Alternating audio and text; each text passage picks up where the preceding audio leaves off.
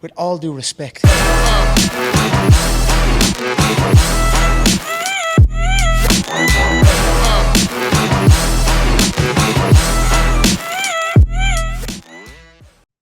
Hey, we're Josh Ortegon and Greg Gaines, and this is With All Due Respect, the show where we keep it real about health, fitness, and performance. From weight loss to sports development, we're covering the conversations that matter. Follow us on Instagram at Phenom Fitness, PHNM Fitness, and visit www.phenomfit.com to check out our training programs, coaching, and gear built for real results. Let's get into it. Hey, thank you for watching episode 58 with Don Reagan. We brought him on, obviously, for a reason. We're bringing him back, obviously, for a reason. One thing I like about talking with Don is that Don's not just a strength coach. He's not just a physical therapist. He's not just a teacher. I think Don helps his people get through life, right? Don't you think? What was the best part of this for you? Well, I remember when we were starting to close out episode 1, he started talking about pain. And I think why I love listening to him so much is obviously he has such depth to his brain. But secondly, he thinks about things so well-roundedly. Yeah. And I think diving into pain is A, something that's not talked about a lot, but B, is something that is so individually specific that I was so excited to jump into that in episode number 2.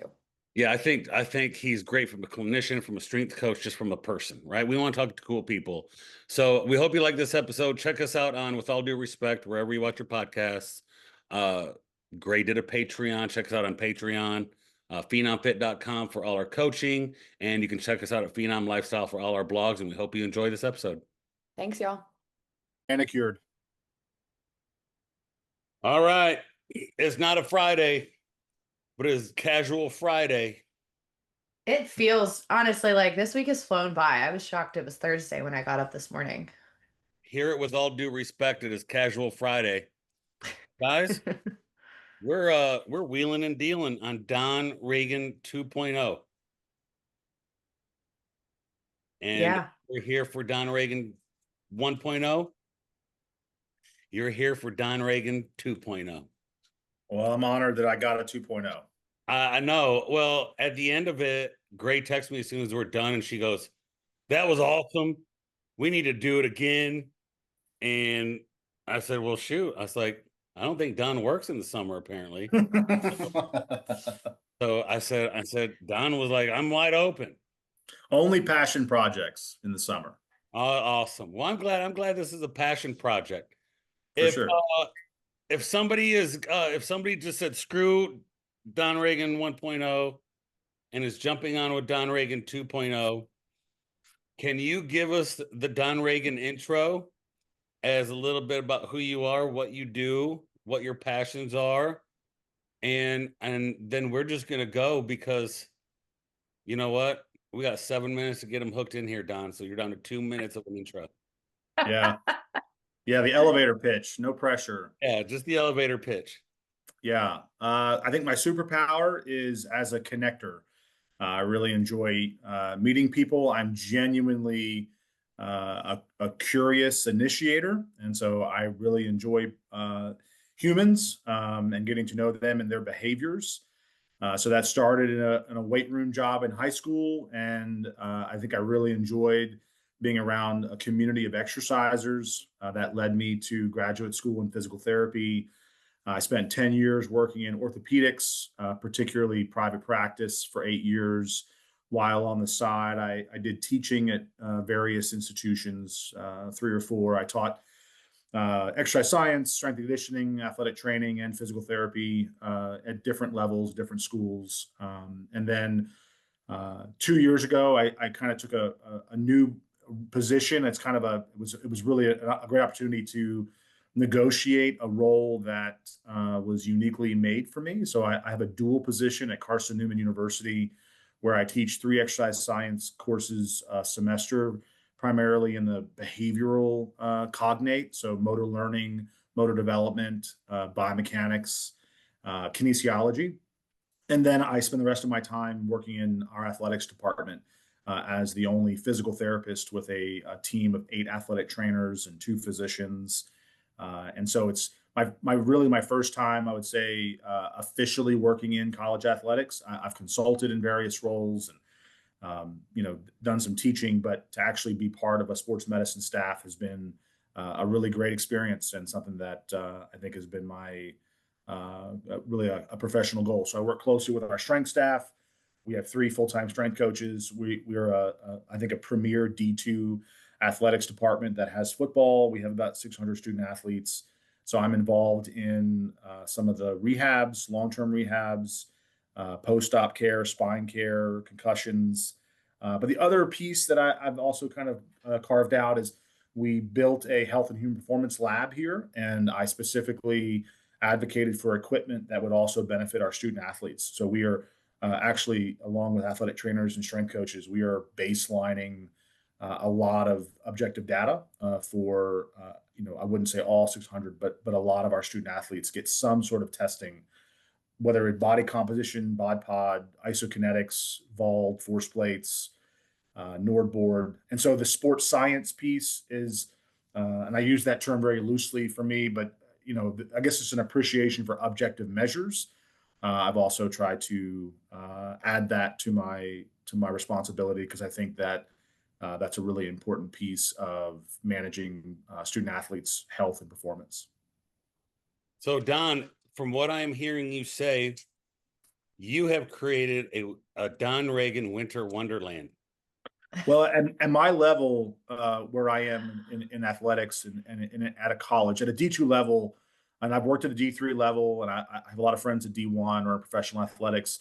At D2, I do like it because we're on a very limited budget, and there is plasticity or flexibility to be able to go, like when we buy something, can it have multiple uses?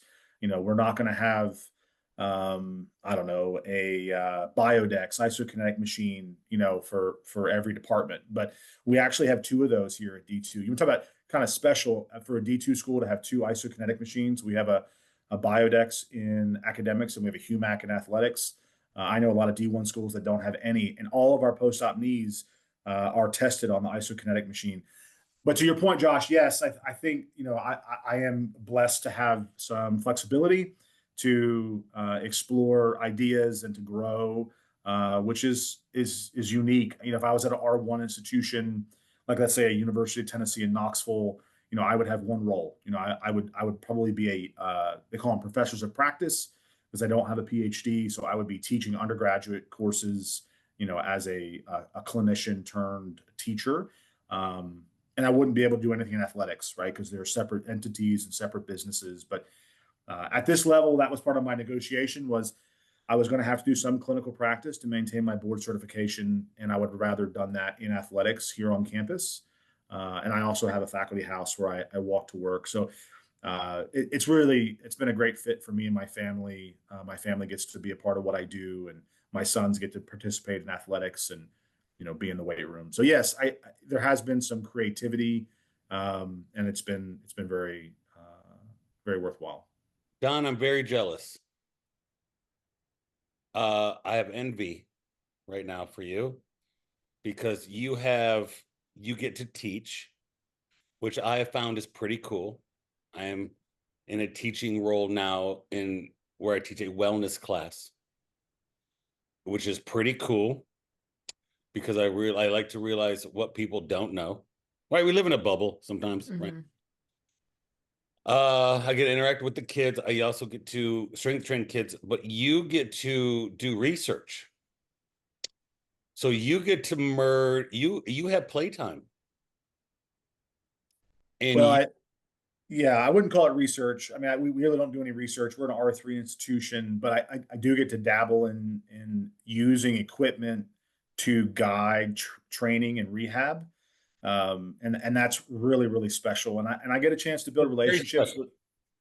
Sorry, go ahead. Very special, very unique. Did you hybrid?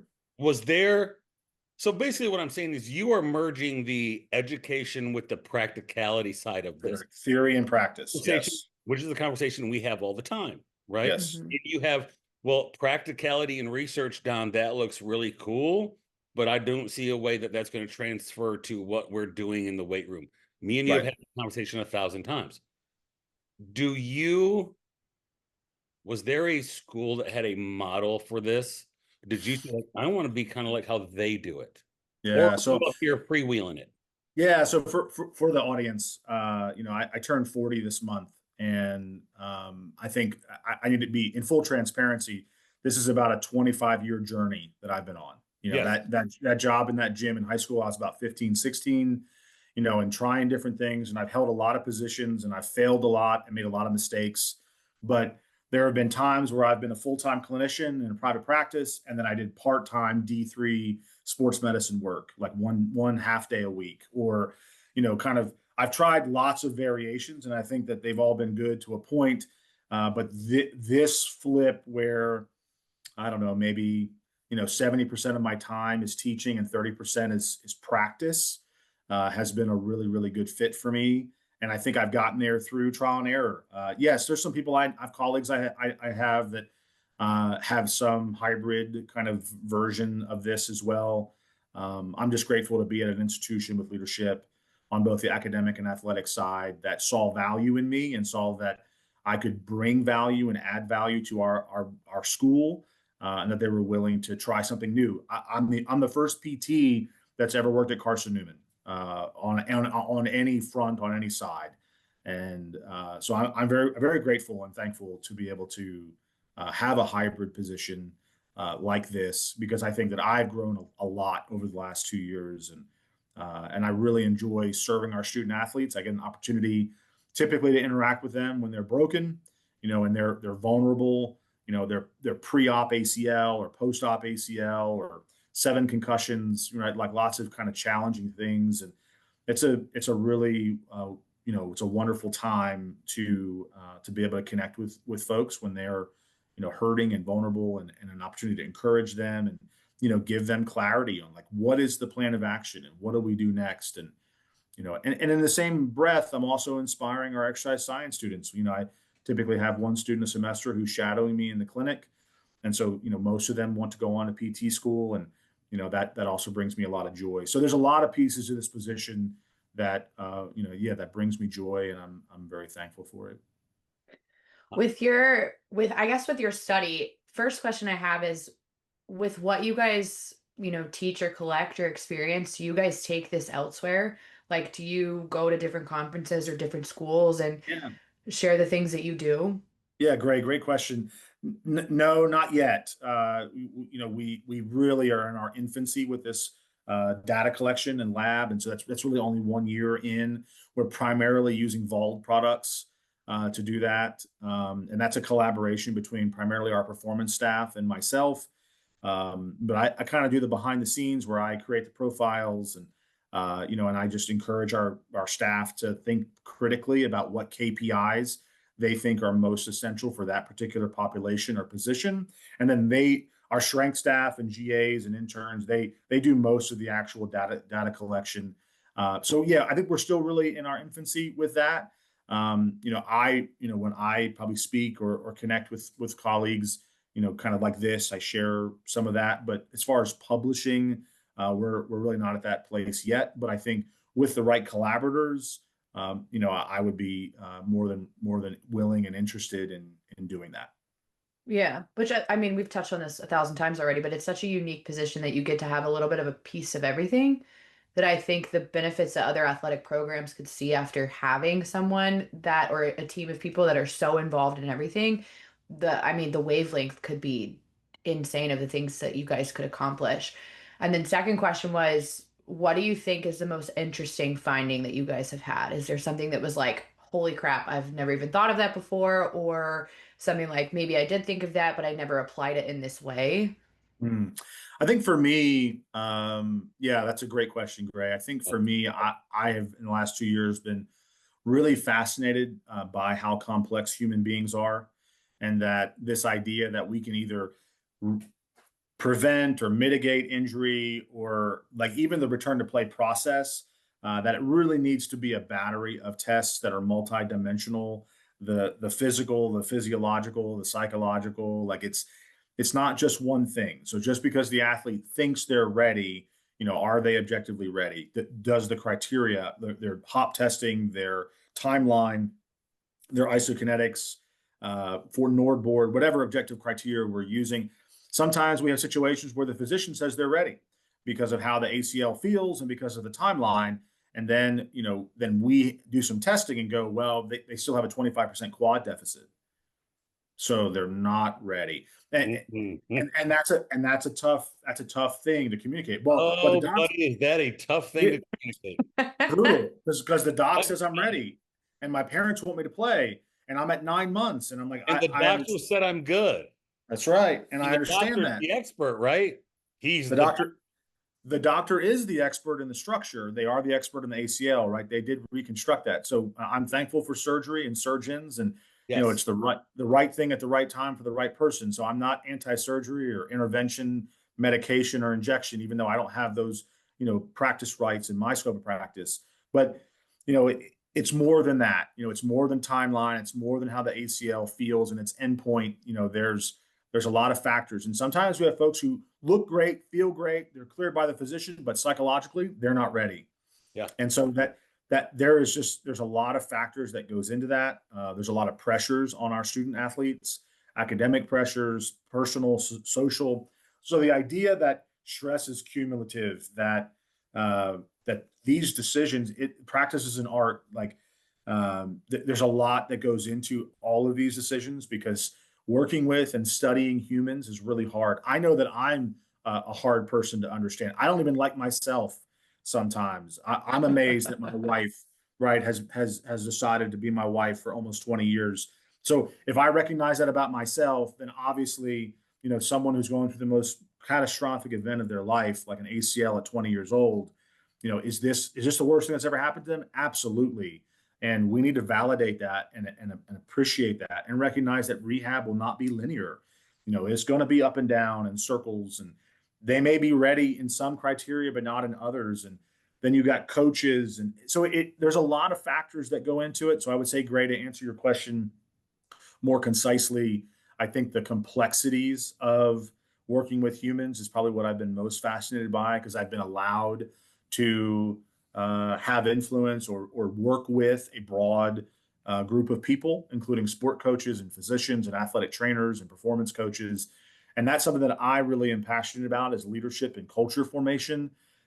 Having the right attitude, coming to these conversations, putting the student athlete in the center and going, it's not about me.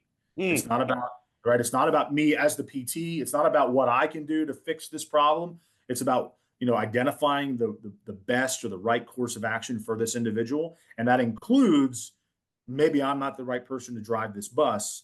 And so, please, athletic trainer or orthopedist, help me get the right, kind of course of action for this individual. That's a great answer. Yeah, honestly, not at all what I was expecting.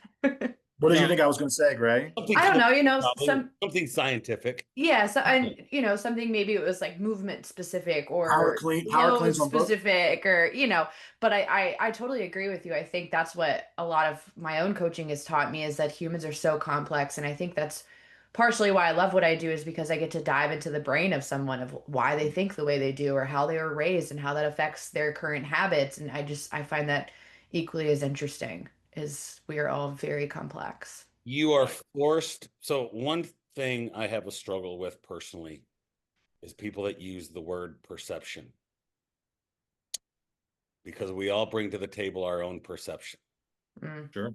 And most people I find who like to argue a lot, they argue because they're trying to convince you of one lens of their perception.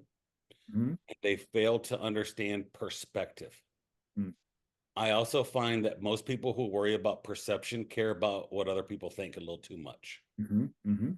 Totally. And that bothers me, because I am a little bit counterculture. I'm a little bit non-compliant, a little bit. I think you're interested in both sides. Yes, I'm very interested in him. Yeah, I'm very interested in that. Don, I have a big question. In Don 1.0, One of the things that you talked about was initiation. The weight room initiated you and people into this culture where when you're in the weight room culture and you're not sure about somebody, but then you see somebody do something, you're like, you're part of us now. You've gone through the struggle. Do you feel, this might get deep, that your position here, you've always loved the strength culture. You've always loved the strong aspect. You even said, I'm 5'8", 5'9", 220. I've never been super strong. So sometimes I realized it wasn't one of them. Do you think that your new job, because of its connection to performance and strength coach, that one of your innate desires was to connect with the strength side of this, because you became kind of you were now in the mix with the weight guys and the performance guys? Because if a PT starts coming in, unless it's somebody I respect, or athletic trainer, or even especially an orthopedic for me, Anybody medical, right? Yeah. Don, don't lump me in the group. That's and you come in with certain opinions on what I do, I'm going to be like, pump the brakes. Sure. Pump the brakes, Right. Betty, until you've been under a bar. Totally. Right. Because you wouldn't walk into an operating room and tell a surgeon how to do their job either. No. But orthopedists have a tendency to do that to everyone else. Yeah. Because they want to. Go ahead. Do you think that this job has allowed you to have a level of initiation into that area that you're like, I so love that so much? And maybe the PT side took me to the clinical side so much that now I'm swinging back into the performance weight coaching. I'm now doing what that 15-year-old saw was so awesome. Yeah. And I'm a part of it. Josh, I appreciate you actively listening, right? Like, obviously, right, that this is a wonderful question, and it really, catching that, or grabbing onto that term initiation. Yes. And I would even just zoom out from the weight room and say that, I was initiated. I sought out a lot of mentors across my journey in high school and in undergrad. I was really, really interested in like kind of high achieving people. And so, yes, I was initiated by people, and then I was transformed by those experiences and those individuals. And then I think naturally wanted to reciprocate that to others, which is why young adults are my favorite population to work with, because they're still so hopeful.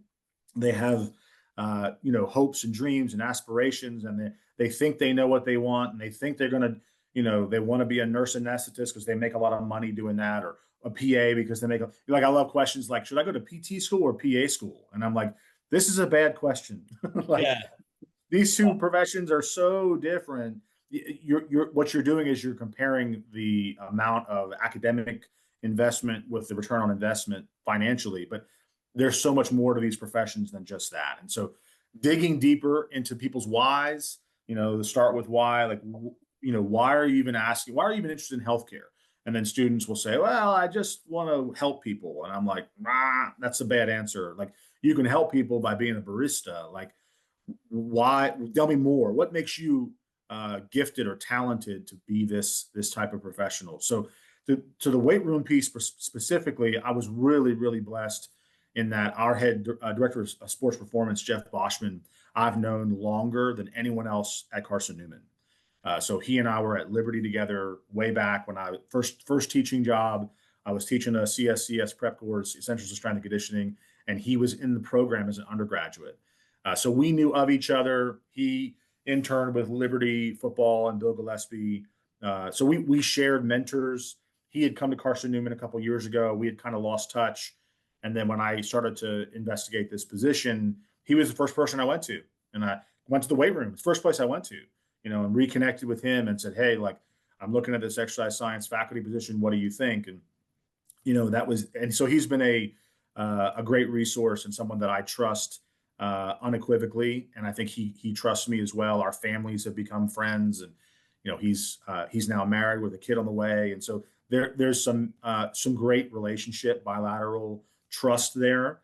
And And so, yeah, I think the initiation thing, it goes in lots of directions. And because I'm thankful for my initiations, that I do want to offer that. And whether that's in the classroom or in my office or in the clinic or in the weight room, I'm not really sure the environment matters. I think sometimes professionals, depending on the letters behind our name or titles that we have, we get so constrained, isolated to like, well, this is my setting. But I try really hard to be an undivided person, meaning if you were to come sit in my biomechanics class, the person that was lecturing or teaching or engaging you, I don't think I'm that different from there to the clinic to the weight room. That's just who I am. I don't. I try not to, because I guess I don't like that in other people who fluctuate a lot in kind of how they behave or communicate. I am who I am, and I think that also means that I know what I'm good at and what I'm not. So like when my athletes that I've been rehabbing are getting ready to really move fast again, right? Jump and sprint and lift weights. I gladly hand them off to our performance coaches because you know what? They're better at that than I am. Do I know weightlifting? Do I know barbells and mechanics? I think so, but I'm not that person. Like they need to be with their team. They need to be with the coach who runs the weights for the team. They don't need to be with me on the side, as the PT guy in the corner doing leg extensions. Like they can do that with the strength staff. They don't need me. And so I think I've grown in the last 25 years. I think I've grown a lot in humility is maybe what I'm saying is that I'm thankful for my initiations. And I think that I have developed some sensitivity to humility in the sense that I know what I'm good at. I know that I'm not good at a lot of things. And I know that I'm not for everyone, right? So I'm not going to initiate everyone. Some people are going to come across my path that are going to be really good fits, and it'll be a bilateral relationship. And then there's others that are going to be a unilateral transactional relationship, and I'll never hear from them again. And that's okay. But yes, initiation is really, I think, one of the keys towards maturation, right? Chronology and maturation are not the same thing. And so having some really difficult conversations about responsibility and personal culpability, those are things that I'm super passionate about. And young adults need to hear that. They need to know that they can fail. Failure is going to happen. They're not going to be successful in everything, and they can't do it all. We are all finite. And so some of this wisdom, I would say, that has come from my own personal experiences, both professionally and personally, and my failures and my successes, I am unafraid to express and share those things in both a corporate and in a private individual way. The hard things thing is interesting.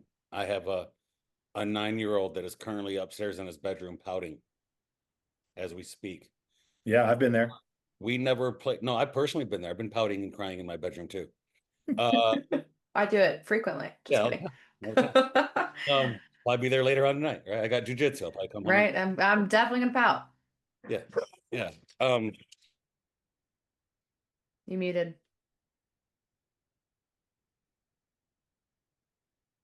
I might have to get headphones.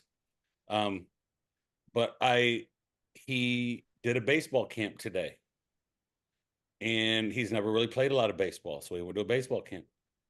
He gets in the car today, and he burst into tears and said, "Hitting the baseball every time and catching the ball is very hard." It's a very frustrating sport. Extremely. I would 100% pout over that. I'd pout over that as an adult. I can't hit the baseball. That's not for me. Yeah. Baseball is a high technical sport with lots of failure involved. Yes. And my thought is, well, what was his expectations, right? Well, his expectations were to hit it more than not hit it. And that's an unrealistic expectation. And so I think having conversations with myself or with other people about like, wow, like, well, what did you expect to happen? Did you think that the motor learning class was going to be easy? Did you think that being a student athlete, we see this so much here at Carson-Newman. We recruit people, and we tell them they can do it all. They can have a major and a minor, and they can play a sport and maybe do some community service on the side. And so, yeah, of course, this 18-year-old comes in and is like, okay, I've got 4 jobs. And then we find out really quick that freshman year, first semester, they're like, whoa, wait a minute. Being an honor student and track and field and a science major, that's a lot.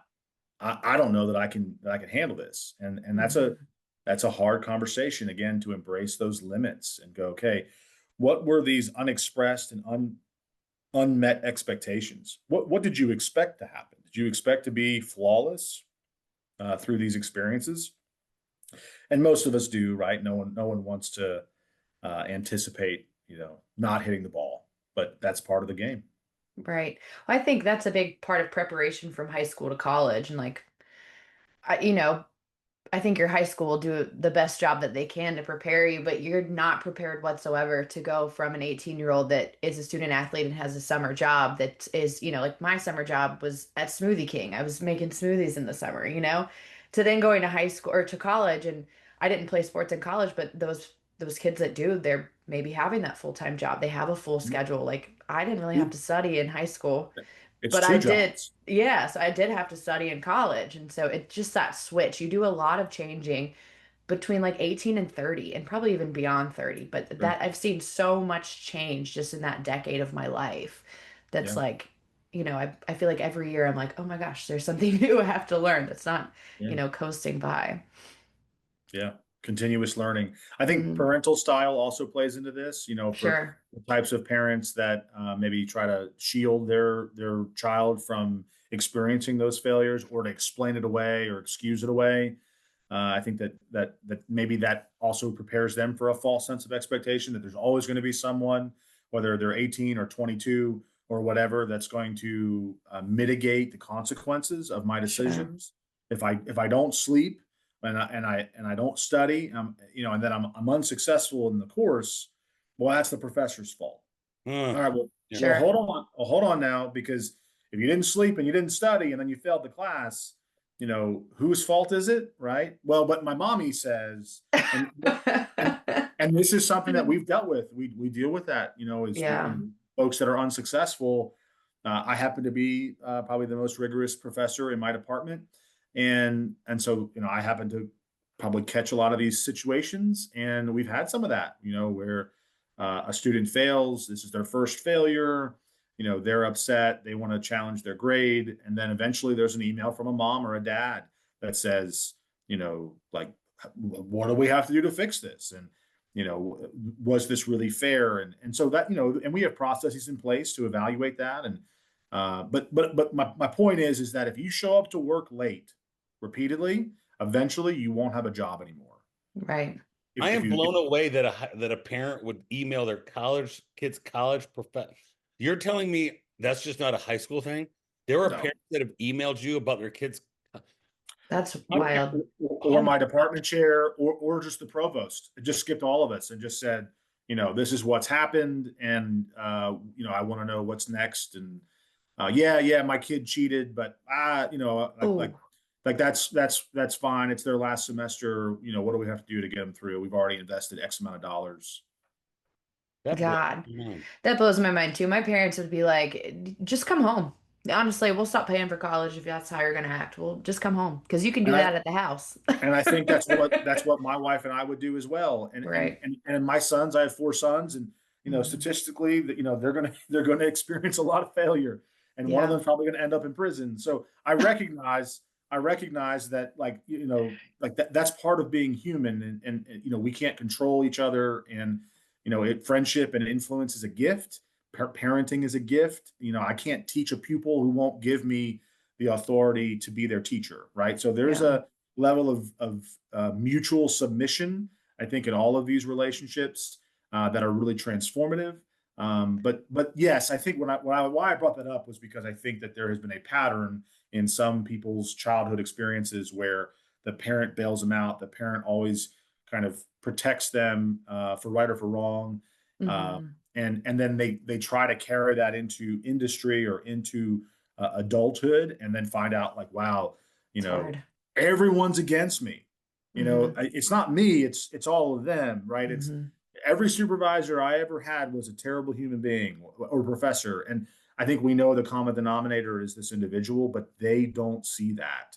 And if we don't catch them early back to initiation, I do think there is a cutoff for initiation. I don't have a hard number or hard science for this, but I think there's an age of accountability, maybe, or level of, like, if you aren't initiated by, I would say, early adulthood, I'm not sure that you can be initiated at 35.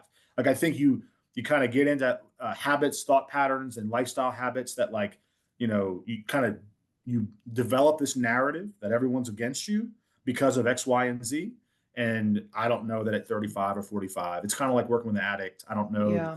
until they really hit rock bottom that you're really going to change, or they are ready to change.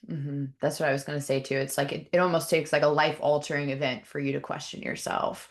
I did want to, Josh, if you have anything else like question around this topic, but I know that at the last episode, we kind of started to dive into pain or the perception of pain. And that is something that I find very interesting. And so I'd love to kind of take this conversation there if you're willing. Yeah, So I can sure. talk So about pain. pain is highly subjective. We like to think.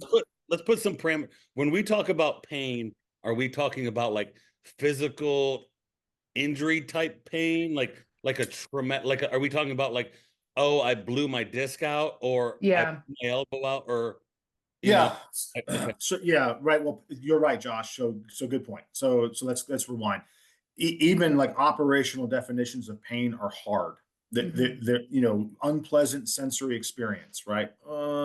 Like acute pain versus chronic pain versus discomfort. These are all different things, and they mean different things to different people. Every time you've been to a hospital or a physician's office and you get the 0 to 10 visual analog scale, I mean, that is a subjective thing. By subjective, listeners, I'm not saying it's not real or that it's all in your head. I'm saying that is your experience of whatever is going on. And I also like to say, when I teach about musculoskeletal management and pain to our family nurse practitioner students here at Carson-Newman, and I love talking to them about, one of my first questions in my lab will be something like, what's the most painful experience you've ever had? And because they know that I'm the PT guy, they will immediately think about physical things. Typically, it goes into labor and delivery, actually, child labor. Yeah. Not child labor. Sorry, birth, not child labor. Laboring Wrong children. podcast. Sorry, my bad. Yeah. But then what I love to kind of bring up is, well, did you even think about mental or psychological trauma? Like, the divorce, the abuse, of course, and those things are way deeper and more intimate. So to answer your question, Josh, I would say a noxious stimuli, like this is an unwanted or unpleasant sensory experience. That is a very kind of simple, basic definition of pain. But that to me is different than discomfort, and it's different than and it's also, there's so many subcategories of pain, which are typically driven by what's causing the pain. But even just simple categories is acute versus chronic. So yes, that's worth an AI search for any of our listeners. Just spend some time thinking about pain and exploring the pain definitions and epidemiology, because it's a universal experience for human beings, and we don't talk about it enough. Totally agree. We just had somebody on earlier this week that talked about chronic pain. And I think as someone who has never been under any chronic pain, it's so hard to understand the personal depth, maybe individuality, the feeling and the day-to-day routine of somebody that deals with chronic pain.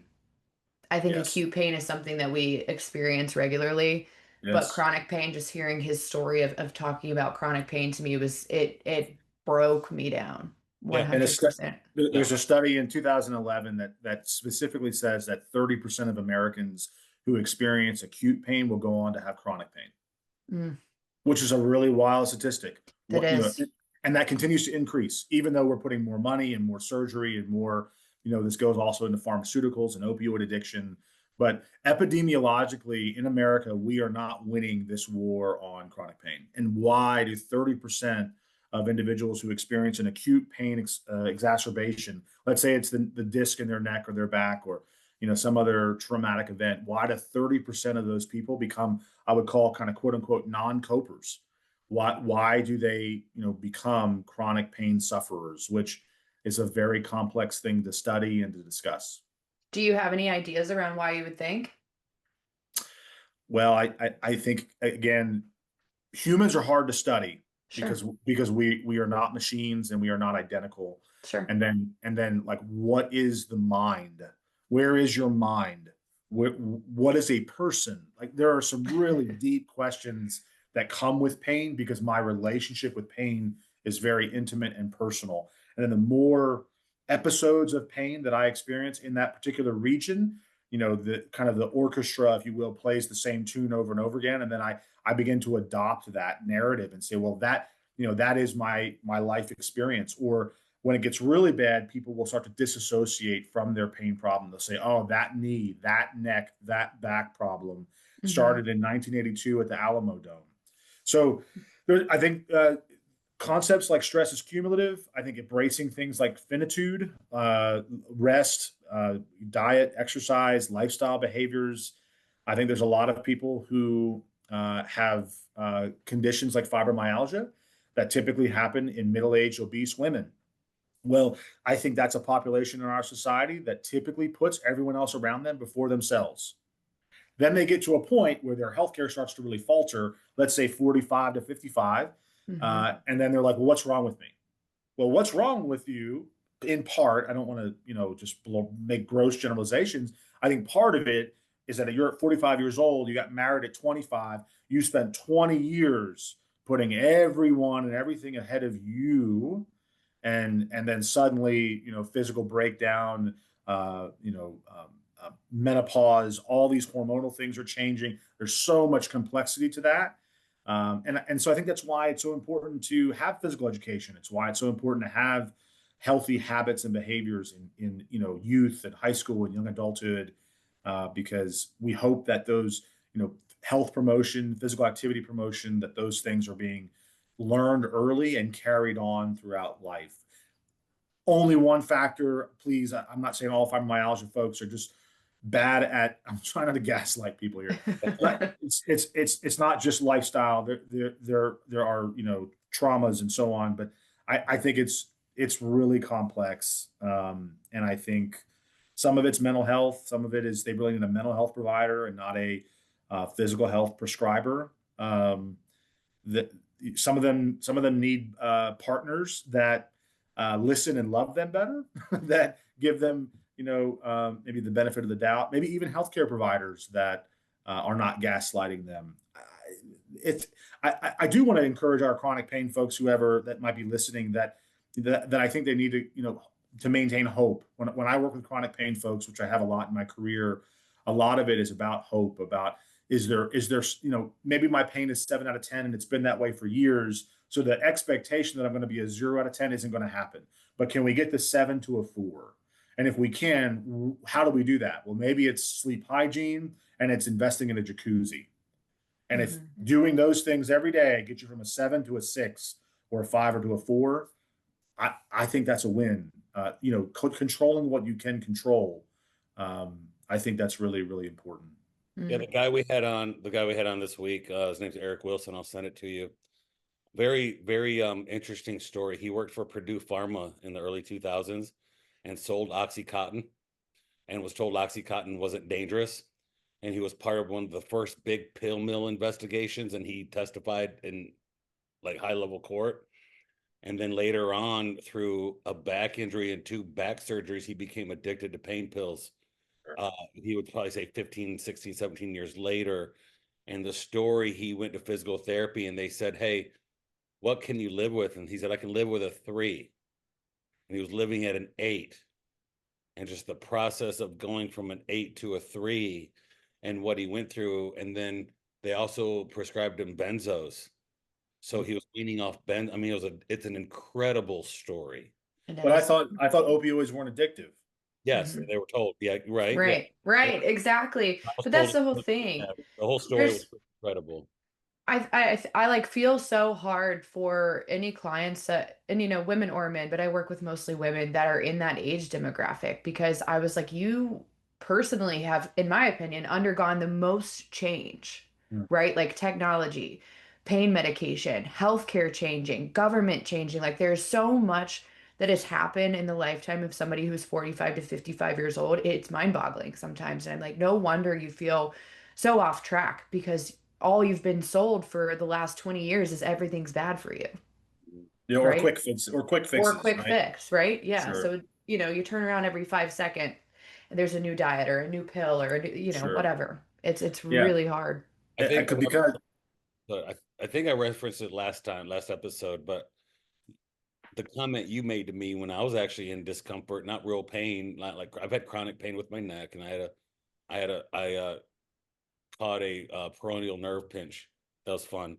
Felt like my shin was getting brutally kicked in like over and over, and I had Ugh. and all that, and that Sean helped me with that, and I had neck pain, and I remember having some discomfort or something, and me and you were texting, and you were, it's only pain, and even though some people would take that and be like, well, he doesn't know what I'm doing. He'd get mad about it. It sure. really put it in perspective for me because I went, it's only pain. Mm. Like it helped me realize, and I remember when I got in a car wreck and broke my arm, I was more agitated than anything because I knew I was going to go have surgery. They're going to put a pin in it and it's going to take 12 weeks of rehab and I'm fine. I saw the ending already, right? Like I'm like, well, here we go down this journey. Great, can't wait, right? Put a pin in it, a distal radial fracture with a pin and get everything back and go through the process, chip it one day at a time. Having pain was different because I didn't know when it was going to end. When I finally had surgery, honestly, I was super excited to have victory over it and be like, I'm going to beat this. I'm going to go through the therapy. I'm going to be fine on the other end because I see an end. I had someone had a conversation with me about a kid who had no, it was the same guy's physical therapist who goes, pain is really weird because he's like, you can have a bad disc. The disc can heal. You can go through all the stuff. You'll have the pain. The pain will start to diminish. Something will happen, and the pain, whether it's actual having it or it's perceived pain, can come back anytime there's a stimulus in that area, even if it's not enough to cause that. The pain, the perceived pain comes back. It's almost like there's a PTSD trauma to having it. Something happens in that area and the body goes right back to, this is the same pain I had before. Mm-hmm. That phenomena, can I call that a phenomena? It's a phenomenon. Sure. Yeah. It's called a neurosignature or a neurotag. Okay. That's a crazy thing to me. So I said, you're telling me that I am having that pain when there's no really reason to have the pain, like from a mechanical aspect. He goes, not really, but I accept that you have the pain. That's what he said. Do you ever experience fear or anger from a dream? Yes, you do, right? You have a dream. You have Josh a is nightmare. like, I don't dream. Yeah. Wait. Trick question. No, I meant it seriously. You ever wake up and you're really Yeah. afraid, right? Or you're yeah, really I know angry. what you're saying. Yeah. Sweating. Right? Yeah. Pop up Did here. it Yeah, exactly. Did it really happen? No, Yeah. it didn't happen. It's all in your head. I don't know about you guys, but sometimes I got narratives they're going on in here, and then I relive them in my dream, in my sleep, because it's bothering me. Did it really happen? No. Is it even going to happen? Probably not. We suffer in our minds a lot more than we do in reality. That's a Yeah. stoicism kind of concept. But take phantom limb pain as a great example. Now you don't even have the tissue. It's not even there anymore. But because pain is an output from the brain, that people can still experience, right, those pain experiences. Right, which is a wild thought, which I think just goes to say, not that pain is just in your brain or that it's an output alone, but I think I share that to say that pain is really complex. And that even people who have a license to treat those in pain and have, let's say, lots and lots of experience with, let's say, amputee care, clinical practice is really still an N of one. Even though you may have, even if I've rehabbed 100 BKAs, below knee amputations, and I've done gait analysis and prosthetic care, et cetera, it's still an N of one, meaning it's one patient at a time. Like, are there some patterns? Sure, we got to manage the residual limb, and it's healing and swelling and wound management if there's a wound, but it's just really hyper individual, and our experiences and our unmet and unexpressed expectations are a big part of this. So back to Josh's point, if I fracture my arm, it's very clear I got an ORIF. I have, whatever, 8, 10, 12 weeks to heal, get my mobility back. I'm back to jujitsu and training and I'm good to go. 12 weeks, boom, done. You have chronic neck pain. Where is the end? Where's the finish line? Where's the end? Well, we don't know. Like no one has that crystal ball or that prognostic ability to say, all right, Josh, it's going to take 8 to 12 months for your neck pain to completely go away. And that's really hard to realize that this might be indefinite. This might require me to make huge lifestyle changes. Like I'm not doing neck bridges anymore. I'm not doing, whatever overhead lifting, for example. So back to the pain thing, Josh, I wanted to go back to when I said to you, it's just pain. I want to be clear that based on my clinical experience as an orthopedic PT, where I was going with that was, I'm sure I asked you questions like, did you have grip strength loss or like wrist and hand? And you didn't, to my knowledge. And so I think where I was going with this is your clinical picture. I have neck pain. Do you have radicular symptoms or radiating symptoms down your arm? That also includes myotomal loss, meaning are there multiple layers to your clinical presentation? If it's only neck pain and you don't have weakness, then I'm not as alarmed. I'm like, yeah, get the manual therapy, get some treatment. If you have raging pain down both legs or both arms and your back and neck don't hurt, I'm more alarmed. I'm like, we need to get some imaging. So, Josh calls me once in a while and he's got a case, he's got a situation, and he's like, hey, I got this, somebody, was playing a sport and they fell down, and, do they need imaging? Do they need, what's the best course of action? Right. And it's, these are complex situations, and I certainly don't always get them right, but to have some medical people in your network to be able to go, what's the best course of action? And I honestly don't really think it matters what the letters are behind their name. If it's a PA, an NP, an MD, a DO, preferably someone that knows, physical training and physical like activity would be great. But I've met people in all those disciplines who I think, should be or are in my professional network, and I consult with and go, just like Josh calls me, I call Josh, hey, I got this situation. I think that's part of being a professional, is knowing I feel comfortable managing this situation and advising it, or this is outside of my scope. Like I'm not the person to decide if you're a surgical candidate. I'm not a surgeon, but I am the person to decide if you're a good candidate for physical therapy, which I think most of my profession does a bad job at that. Most of my profession goes, everyone can benefit from physical therapy. Well, that can't be true. Like there's got to be situations where you're not appropriate for PT services. And, we can go down that if you want, but I can think of a number of them where, okay, wow, like chronic pain is a great example of when you take a movement system approach to someone who's got chronic pain, meaning you're trying to map out movements that are painful and not painful and functional and not functional. I'm not sure that's a very good approach to people with chronic pain or people with chronic progressive neurological disorders. Because when it comes down to it, quality of movement for someone with a stroke or cerebral palsy or a spinal cord injury, that's not really high on the list. What we're trying to do is be functional. Same thing with chronic pain. We just want you to move and not be afraid to move. And even if moving increases your pain from a 4 to a 5, I think I'm okay with that, because the endorphins that come and the dopamine that comes from, walking with your peer group is going to have so much better impact than you being afraid that you're not walking correctly or that your disc is going to go out again because the last time you went walking, you hurt yourself. Like I'm afraid we need to have some courage, and we need to know when to push and when not to. Yeah, I have a kid that had ACL surgery, oldest in the family. Nobody's ever really had an injury. He had an ACL injury. Me and you, Don, when we hear someone has an ACL injury, we go, oh yeah, surgery, 9 months, no big deal. What? No big deal. Because we've seen 1,000. And for this, it's the family's first one. And, the mom jokingly told me, he's like, I hope he takes up piano. Oh, wants him to quit and change his identity. Yeah, she's just like, and I understand it. She's just seeing her son hurting. Yeah, it's traumatic for her. Very traumatic for her as the mom. There's the first, after the nerve block wears off, it's like, I wish my leg would fall off.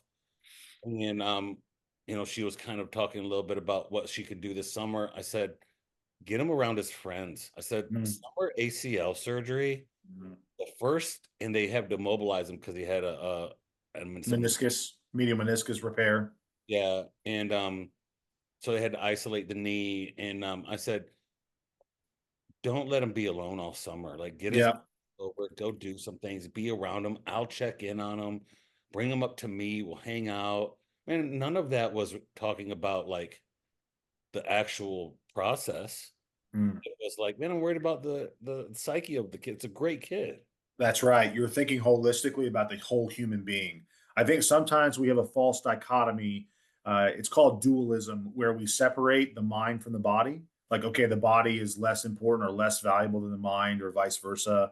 And I strongly disagree with that. Like when we say take a holistic approach, what we're saying is that all of you is the human, right? Your heart, your mind, your soul, your body, all of it is together. And so when one aspect of you is hurting, all of you is hurting. And so when you make these recommendations and you say, okay, the ACL is what it is, it's repaired, but we're in a leg lock brace. I get that physically we can't do very much. We got to train around this, et cetera. Okay, but the societal components of that, like this ACL tear doesn't define you. It's not who you are. You are still Josh Ortegon. You're still who you are, even though you've had some neck troubles or whatever. Like, another strategy that I use, and I agree, the community and social component is really important, is I'll ask those folks who are struggling with that, like, what do I do with these 4, 6, 8, 10, weeks? Is I'll say, what is something that you've always wanted to learn, but you've just never taken the time to learn?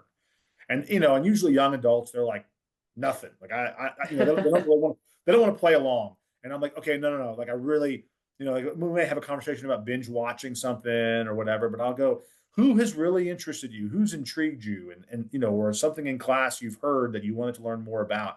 And basically what I'm trying to do is push them into like growth in a different direction. Oh, I've always wanted to know more about AI. I've always wanted to know more about computer coding. I've wanted to know more about Thomas Jefferson. I don't care what it is, but like now's the time for you to grow in a different direction. I know that your leg is healing and we have to respect that. There's only so much training we can do around it. But what is something you really wanted to learn? Well, I haven't played piano in a long time. This is probably a pretty good time for you to pick up a keyboard and, hey, like, can you dust off those skills and, remember that you're more than just your ACL or more than just what you can do on the field or the court. There's more to being a human than. Okay, think of it this way: you're not a human doing; you're a human being. So right Love now, that. the doing is compromised, right? In some ways, physically maybe, but like let's do some other things. Let's be some other things. Let's build some new relationships. And once you can get someone to kind of round that corner, some people are more resistant than others, and the persuasion is hard. I think one of the things that Josh and I have in common is we both can be persuasive when we want to be, maybe sometimes forceful or aggressive, but persuasive nonetheless. Like it takes some time to get folks to kind of like get through. And I think we're talking about the stages of grief. A lot of times I put that right on the dry erase board in my room: denial, anger, bargaining, depression, acceptance. And I'll go, look, ACL happened now, right? Surgery's in 2 weeks. Where are you at? And they're like, I don't want to talk about it. This sucks. And I'm like, denial, or anger, right? And then we talk about it. And I say, look, this isn't the only model for grief, but it is a model, Elizabeth Kubler-Ross, whatever. And then I'll go, look, like this isn't linear either. So you may get to bargaining and then you may go back to denial, or you may get to anger and you may be stuck there for a really long time. You may get to acceptance and then go back to denial, right? But I think normalizing that, Josh and Gray, like I think because I've been through these a lot. I know Josh has, counseling and advising and training, rehabbing folks. I know that they need to hear that. They need to hear from me that this is a terrible thing that happened. And I know this sucks. And that, this is the general kind of psychological process that people generally go through. And then here's the physical process. Here's what to expect. Here's your options. You don't have to have surgery. Like something that's getting more attention is when do we send folks for surgery versus not? How early? How young? Do we get a quad tendon versus a patellar tendon? Like there's hamstring grafts. There's a lot of decisions that have to be made, and it's no different. Like I'm having some plumbing issues in my house. I don't know anything about plumbing. I don't want to learn about plumbing. I just want to be able to call somebody to come in and fix the plumbing, right? And so, like the same thing, in our industry, that's my role. My role is to guide folks, give them their options, tell them what my recommendations are. But it's their body, it's their choice, and if they choose to have a hamstring graft, then they go right ahead. My experiences have been best with patellar tendon. I'm open to quad, but this is a collaborative decision. It's a collaborative process, right? I don't get to put my patients under anesthesia and unconscious and then just do things to them. That was a big reason why I chose not to go to orthopedic school or medical school and become an orthopedist. I actually, and sometimes I kick myself for this, but I actually wanted to spend most of my time with my patients and they be conscious. Yeah. I think too, the note that you just said for anyone listening that maybe has never suffered a traumatic injury or is not an athlete, everything that you just said about having a hobby outside of what you do is so important. And not to, compare work to an injury, but they can be just as time consuming in the same way. You have to have something outside of that similar routine that you have, right? You can't just be somebody that goes to work and comes home. You need to have something else. I have a friend of mine that's struggling in his career right now, and he's struggling with I'm sitting in this spot. My family likes it. Everything's cool with the family, everything's good, but the environment around me and my work environment is changing, and I'm not sure this is for me anymore, strictly from a a mission and a vision of what he wants to do in his life. Like, now he could very easily turn that off and sit and coast the rest of his life and be fine where he's at and just accept it is what it is and get his paycheck and go home. And we were having some conversations that he's like, it's starting to consume him, that it's getting worse and worse, and he's not sure what to do, and he can't escape some of the tension from his job situation. And I said, hey man, what else do you like to do? Mm-hmm. And he's like, and he's a Christian guy, and he's like, well, I read and I go to church and do that. I said, no, that's cool. I think there's a big part of your faith and your culture, and that's probably why you're in this spot, actually, is because you have a conscience that's telling you have a greater purpose, and then you want to move away and you're not driving that purpose, and now your faith is causing you to stir, right? That's what's happening. He's stirring because his faith is making him stir because he knows he's got something greater on the other side. And I said, no, what do you do to us? Like, do you do other things? Like, I said, I get to go choke the crap out of people 3 days. I go, and that's awesome. And I'm really good at it. I'm really good at acting like I'm trying to murder another human being. And I said, and it is an escape. I have a whole separate side business, like what we do. And I told him I do something completely different with me and Gray that's passionate, and I love it. And I infuse my emotion into that and my goals. And me and Gray get together and say, well, what do we want to do? And then we do it. Mm-hmm. And I said, that's an outlet for me, or else I would be, I always tell people I'm 1 or 2 decisions away from prison and being a killer and a murderer, because I have that drive in me that's like a little bit like, I'm really glad I had parents that put me on the right path, because if I didn't, I would be a criminal, and I'd be a really great criminal, right? And I'm like one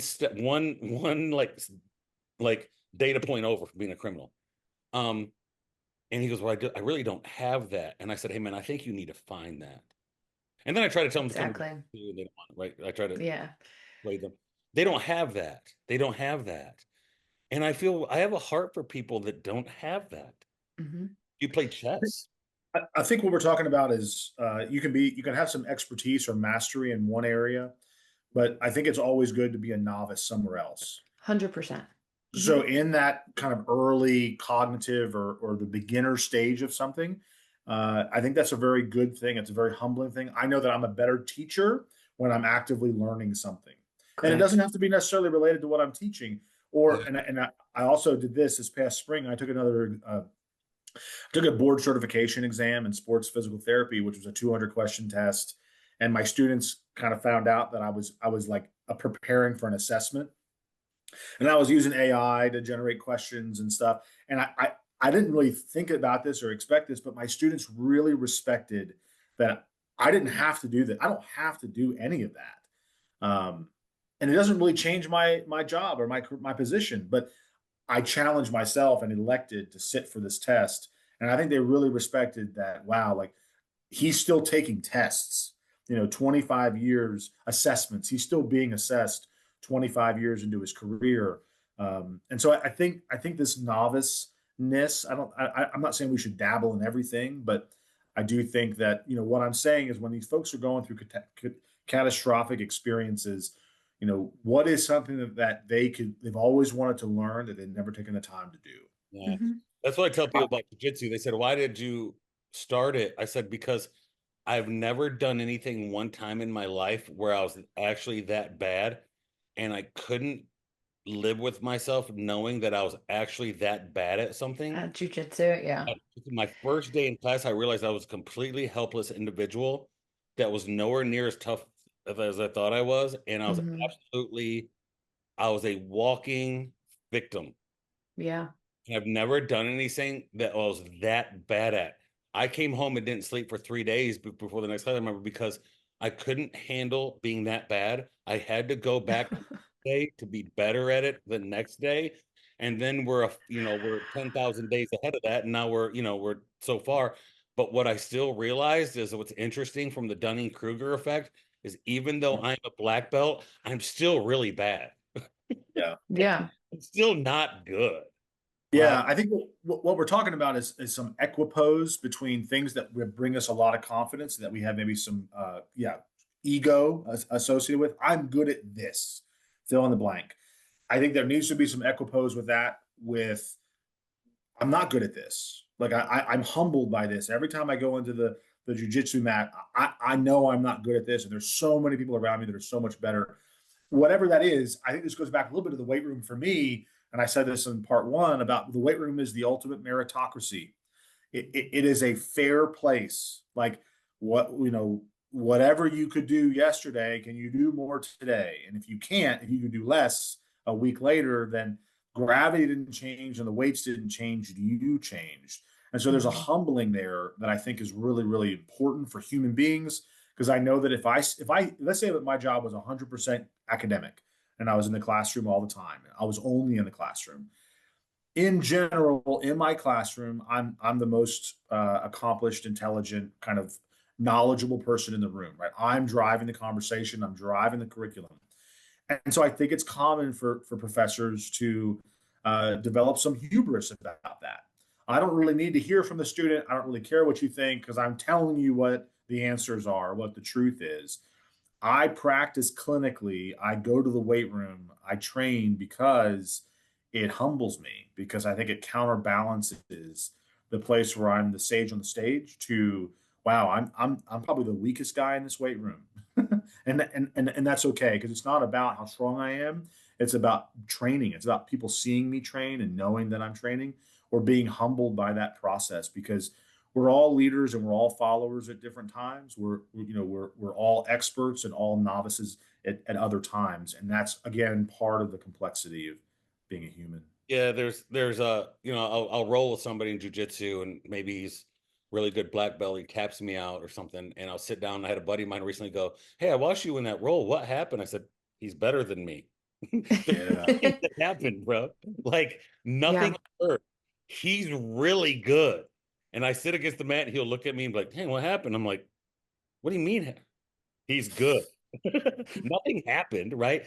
And then it's also funny in jujitsu, you see this too with like blue belts, they'll roll with the purple, brown belt or black belt, higher belt, and they'll get done rolling, and the black belt will just and actually annihilate the other guy with ease and a heart rate of like 60, and it's not even hard. And he's talking to somebody else over here while he's doing it and choking this guy, and they get done, and the black belt will look at him and be like, "Hey, I've really noticed a big improvement in you the last 3 months."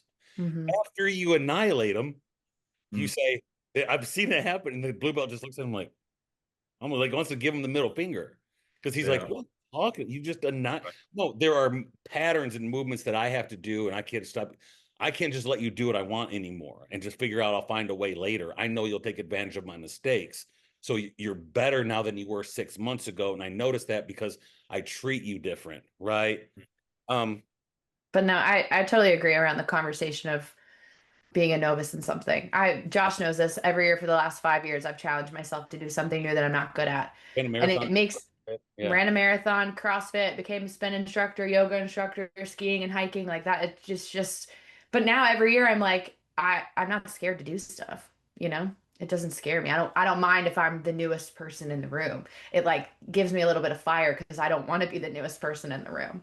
And Guys, isn't that interesting how that habit, right? You become more familiar and comfortable with it. So that Mhm. whether it's failure or it's adversity or it's being the novice in the room, you get more comfortable. Like the first real mentorship that I had clinically, I guess technically I would call it an apprenticeship, was with a guy named Greg Cook. And choosing to be in the clinic with him in a small town, in a small clinic, there was nowhere to hide. And like we worked together one day a week, and we saw everybody together, co-evaluate, co-treat.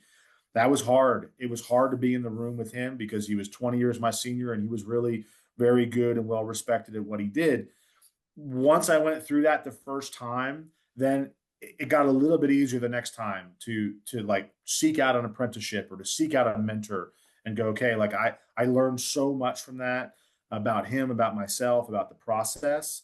And then I think it gets a little bit easier to go, enter a new environment or a new practice or a new mentorship and go, okay, like I know you're better than me, but I'm here to learn. So Mhm. so teach me. I think Totally. it's a good habit. I think humans who are successful, I think that's one of those commonalities, a common denominator between experts in every field I've ever been around. They do that. They are unafraid, or maybe they are afraid, but they don't let it stop them. They are courageous enough to take on the next challenge, the next degree or fellowship or apprenticeship. They're the next job, the next career. They jump in, they go all in, and they figure it out and they Yeah. adapt. And I I think think that's there's definitely fear. There's definitely fear, but I think fear is a driver. It's like, all right, I'm scared of this now, but I don't want to be scared of this in 10 days, 12 yeah. days, It's 3 months. like being in the room with somebody you see as an expert, and all of a sudden they turn Mhm. to you and they go, "I don't know, man. What do you think?" You're like, "I think what you think." Like, You're what do you like, exactly. like you're in the room with somebody really, and I do that with people like that come in the weight room sometimes, or interns, or I'll talk to a kid who wants to talk about his training program. I literally go like, "Hey, here's what I think. What do you think?" And he's expecting me to like hand him something like a robot. No, bro, you're an active participant in this process. hmm You hmm have to give me feedback, or else I'm handing you I need you to have buy-in. So I've been in rooms with people, whether it's jujitsu or working out or whatever, and they'll do something and maybe they're showing a technique in jujitsu and they'll turn and look at me and goes, "Is that right? Is that what you think?" And I go, I think what you think, sir. Like, you're like, I don't have a brain. I'm dumb. You're here. You're, you're the 3-time world champion, and I'm in the corner. I'm just a dude. And they go, "What do you think?" I'm like, "No, what I think is going to be wrong. This is a setup, right? The setup." Don, I think we got to do a part 3. Wow. This is what happens. And it's like perfect. We want to record for an hour, but then it's like there's so much that comes out of the Yeah. conversation. We'll have to just It doesn't include have it to in a be. I new know you probably episode. start things next week or get back. I would like to do a part 3. Um, the next part I would like to talk about, if you're willing to do a part 3, maybe we Sure. pay you for your time. Um, I want to talk about expertise and expertise in this field and what expertise looks like. Yeah. One of my favorite What subjects. expertise Yes. how do you identify experts in fitness and nutrition and wellness in this career, orthopedics, whatever? How do you identify experts and stuff like that? But Oh, it's just 10,000 hours. yeah, that's what Dr. Just Erickson will that. do. And we can talk. That's right. I don't know where you stand on that, and I don't want to get into it, but I have a lot of problems with Malcolm I do too. I do too. But that Gladwell, that, that and I is have the a lot that of is the problems quick. with, and even Dr. Erickson has a lot of problems with Malcolm Gladwell when you really have that conversation. And Right. I was sitting in a thing one time where a guy talked about that in a psychology course. And of course, I was the one that raised their hand and said it wasn't actually Malcolm Gladwell, it was actually Dr. Erickson. And Dr. Erickson, Mm-hmm. he's like, "Hey, I'd be interested in that information," which was really cool to hear him say, because I was just that guy that said, "I don't think that's right." And no, oh my gosh, we just went off on it. So, all right. Hey, thank you for your Thank time. you so much. Thank you.